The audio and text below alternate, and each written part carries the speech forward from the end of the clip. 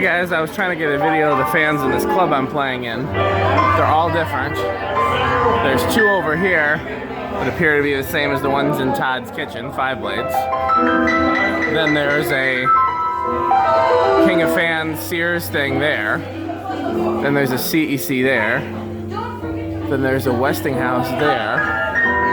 And then we go over here, and there's a Hunter Embassy, which I've never seen in this area before. And a low profile, and another embassy.